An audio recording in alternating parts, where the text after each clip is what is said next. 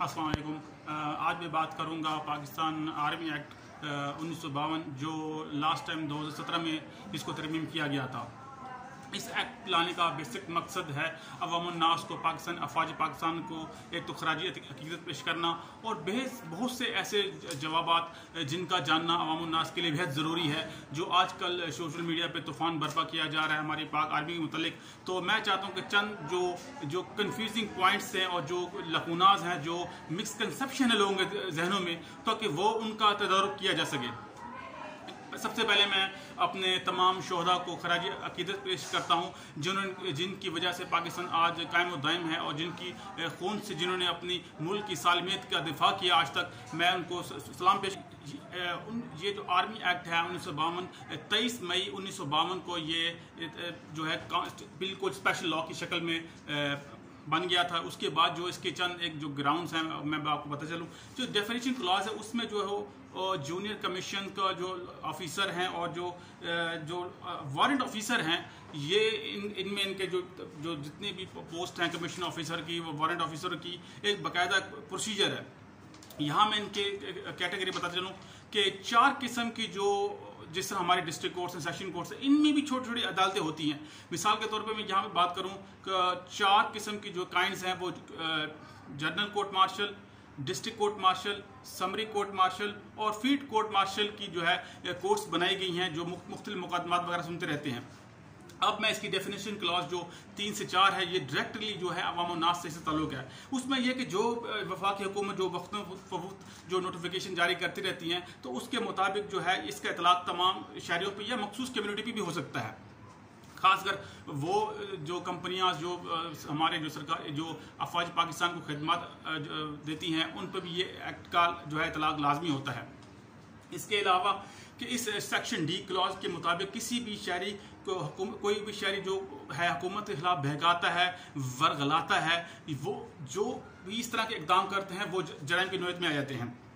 अब इसका क्लास 6 जो 2 है वो है कोई खुद से दिफाई पोजीशन इख्तियार कर ले, यानी कि कोई ग्रोह है, कोई मजहब के नाम पर या किसी फिरके के नाम पर कोई अपने आप को मुस्तला जत्था बना देता है कि हजी हुकूमत के खिलाफ कार्रवाई करनी है, या आर्मी इंस्टॉलेशन की जहाँ भी तनसीबात लगाई हैं उन पर हमला करना है, या मुल्क में ऐसी सूरत हाल क्लास ए के मुताबिक पैदा कर देना कि पाकिस्तान अंदरूनी जंग का जो है वो जो उसमें झोंक दिया जाए, जो जंग में यानी खाना जंगी की सूरत हाल वगैरह, या आर्मी जो कानून नाफिज करने वाले उन पर हमलावर करना, या किसी भी शख्स ऐसे मजहबी या किसी भी आर्मी के ऑफिसर को अगवा करना, उससे तावान मांगना, या ऐसा कोई धमाका खेज मवाद बनाना, या खुद कुछ जैकेट वगैरह का बनाना, और या जो है ऐसी आलात की नकल हमत जिसकी कानून पाबंदी लगाई गई हो, तो वो सारी इस एक्ट में, इस डेफिनेशन एक्ट में आ जाती हैं। इसके अलावा जो क्लॉज ई है वो किसी भी लोकल या गैर मुल्की इमदाद, यानी कि आप कोई भी पाकिस्तान का शहरी है तो वो किसी भी गैर मुल्की फंडिंग से फंड हासिल करता है मुल्क में तकरीब कारी पैदा करने के लिए, उनमें लोगों को में वो वर्गलाने के लिए, लोगों को उकसाने के लिए कि पाक आर्मी जी बुरी है, फलाना है, ऐसे है। तो ये सारी मनफी प्रोपोगंडाज हैं जो जिनका तदारुक इस एक्ट में किया गया है। पाकिस्तान को दहशत गर्दी के बीच में झोंकना, इंजामात तराशी करना, मनफी प्रोपेगेंडा करना, तो ऐसे जितनी भी जराइम हैं उनकी सज़ा जो है इस एक्ट में दी गई है। कोई ग्रुप बन जाता है जी मजहबी किस फिरके वारिद का जी जनाब वो जी या सहूलतकार हैं जो उनके लिए एक स्पेशल भी चीज़ रखी कि अगर कोई ऐसा शख्स जो दिए गए जितने भी ऊपर में बयान किए हैं ऐसा कोई सहूलतकार है या तो उसकी जो है सजाएं इस एक्ट के तहत चलेंगी, और इसी जो कोर्ट मार्शल है, फील्ड कोर्ट मार्शल है, सुप्रीम कोर्ट ट्रायल है, उनमें उनका ट्रायल चलेगा।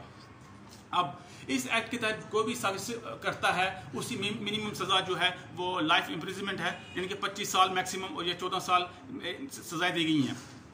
अब तो जो शख्स इस एक्ट के तहत गिरफ्तार होता है, ज़रूरी नहीं है कि वो आर्मी वो गवर्नमेंट से अप्रूवल ले, वो बगैर अप्रूवल के भी गिरफ्तार कर सकती है इस एक्ट के मुताबिक। अब इस एक्ट में जो गिरफ्तार किया जाता है तो वो किसी भी 24 घंटे के अंदर मुतलका जो है फील्ड मार्शल सामने ट्रायल जिस किस्म का उसका ऑफेंस बनता है उसके सामने उसको पेश किया जाएगा। उस जो अक्यूज को तमाम जो है वाक़यात बताए जाएंगे, भाई आपने ये जुर्म किया है, आप बताओ क्या करना चाहते हो। अगर आप वकील करना चाहते हो तो हम आपको वकील करके भी देंगे। अगर वो कहता है जी मैं वकील नहीं करना चाहता, तो फिर जो हुकूमत है वो अपने ज़ाती खर्च पे वो उसको वकील करके देगी। तो ये चीज़ें हैं, इसका इतलाक़ जो है। इसके अलावा जो कानून शहादत ऑर्डिनेंस है 1984 का है, उसका इतलाक़ भी इस एक्ट में होता है। इसके अलावा मुख्तलिफ जो है कानून साजी होती रहती है, तो वो भी इसके अंदर शामिल है। बेसिकली जो हुकूमत या कोई इदारा या हमारे आर्मी पाकिस्तान कोई किसी शख्स का मुकदमा ट्रायल करती है तो पूरी इन्वेस्टिगेशन होती है, पूरी छानबीन होती है, कोई खामखा किसी को झूठे मुकदमे में नहीं फंसाया जाता। और वफाकी हुकूमत के पास इख्तियार है, चाहे तो वो मुकदमा आर्मी से ट्रायल से लेकर मुकदमा सिविल कोर्ट्स में भी शिफ्ट कर सकती है। लेकिन जो मुकदमे शिफ्ट हो जाते हैं और उनके सबूत गवाह सारे हो जाते हैं, ज़रूरी नहीं कि वो दोबारा सिविल कोर्ट्स में दोबारा लें। और लेकिन यह है कि दोबारा वो मुकदमा फिर जो है फौजी अदालतों में नहीं चल सकते। एक पॉइंट। इसके अलावा मैं आपको सेक्शन 103 का हवाला देता जाऊँ कि जो भी हमारे जो फौजी हजरात है, जो भी प्रैक्टिसिंग है, जो ट्रायल करते हैं, वो जो एडवोकेट होते हैं, वो प्रैक्टिसिंग लॉयर होते हैं, वो बाकायदा जो है लीगल कम्युनिटी के जरिए से वो आते हैं, लीगल फेडरेट जो है वो लॉयर होते हैं। उनके जो ताल्लुक जो है वो प्रैक्टिसिंग वकील है और जज के इक्विवेलेंट होते हैं। उनको उसी तरह जो है उनका डेकोरम होता है, जिस तरह स्टेनोग्राफर है, टाइपिस्ट है, राइटर है, इंटरप्रिटेशन है, उसी तरह सेम जिस तरह आम कोर्ट्स होती हैं उनमें उसी तरह का कानून लागू होता है। एक तो हमारे मिसकंसेप्शन है कि वो जो जितने भी वो कानून है वो आम हट से हट के होते हैं, तो ऐसा बिल्कुल जज के मुताबिक सारे कानून उसी तरह होते हैं।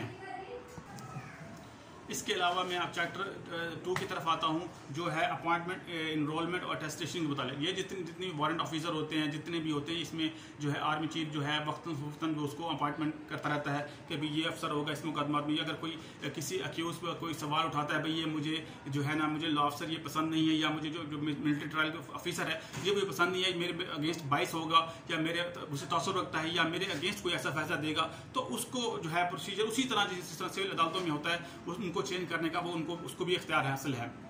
इसके अलावा टर्मिनेशन ऑफ सर्विस, हाँ, अगर कोई जो फौजी है वो टर्म कंडीशन से पूरा नहीं उतरता, छुट्टी लेके जाता है, फिर वो मुकर्रर मुद्दत पे वापस नहीं आता, तो उसको जो है समरी ट्रायल उसका चलता है, कोर्ट मार्शल होता है, तो उसके बाद उसको सजा मुख्तस की जाती है, मैक्सिमम जो है 6 महीने या मैक्सिमम जो है उसको डिसमिसल फ्रॉम सर्विस। हाँ, यहाँ एक जो इस एक्ट के जो चैप्टर 3 है, इस एक्ट में जो मुझे बेहतरीन चीज़ लगी है वो है ऐसे वो लोग जो किसी भी करप्शन में इन्वॉल्व हो, करप्शन में होने के, सेक्सुअल होने के, जना वगैरह करते हो, तो इस एक्ट के तहत, आर्मी एक्ट में तहत माफ़ी नहीं है, वो लाजमी तौर पे डिसमिसल फ्रॉम सर्विस होते हैं। उनको किसी भी सूरत जो है इस पे इतलाक जो है ना, वो किसी सूरत वापस सर्विस में वो रिस्टोर नहीं हो सकते, यानी बहाल नहीं हो सकते दोबारा।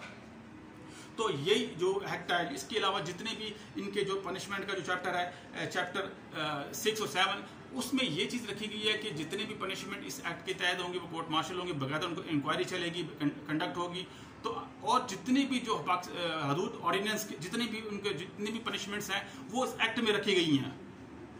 आप इससे अंदाज़ा लगा सकते हैं ये इस एक्ट का कितना जो है फार अवे इसके बेनिफिट्स हैं, कितने इसके हैं हमारे मुल्क में असरात हैं। और मैं चाहता हूँ कि इस जो एक्ट का आना इतलाक, ये जो शिक है, ये सिविल सर्वेंट एक्ट में और आर्टिस्ट एक्ट दो में ऐड होनी चाहिए।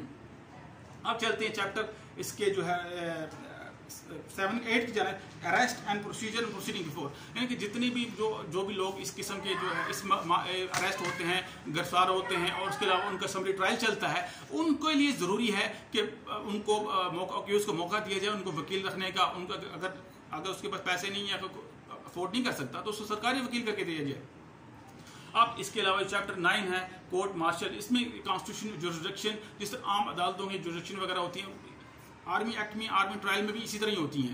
यानी कि अगर कोई पिंडी इस्लामाबाद में है तो उसकी अपना इलेक्ट्रल है, अगर कोई अक्यूज कोयटा में रहता है तो वो वहाँ की जो कैंप है, कैंप ऑफिस है, ट्रायल, वहाँ जाके ट्रायल कंडक्ट होगा। तो इस चीज़ का जो है वो ये लोग ख्याल करते हैं। तो ये थी आज की वीडियो आर्मी एक्ट पे। तो बेसिक मकसद जो आलमी जो इस ऑब्जेक्ट का जो है वो मुल्क में अमन अमान कायम करना, मुल्क को इंतशार से बचाना, अंदरूनी बैरूनी इंतशार से बचाना, और बेसिक इसका जो ऑब्जेक्ट है वो अफवाज पाकिस्तान की वेलफेयर के लिए ये एक्ट बनाया गया है। इसके अलावा इस एक्ट के जो और भी बहुत से फ़वाइद हैं जो अवाम और नास के तो अभी तक जो आंखों से ओझल हैं, मेरे हिसाब से इस एक्ट का जो है जो लोग नुक्ताचीनी करते हैं वो गलत है। जो पाकिस्तान आर्मी के खिलाफ जो भी मनफी प्रोपेगेंडा किया जाता है वो सरासर गलत है और बेबुनियाद है। ऐसा नहीं होना चाहिए। पाकिस्तान के साथ मुखलिस रहें। आज के लिए फिर मिलेंगे नेक्स्ट वीडियो में। खुदा हाफिज़।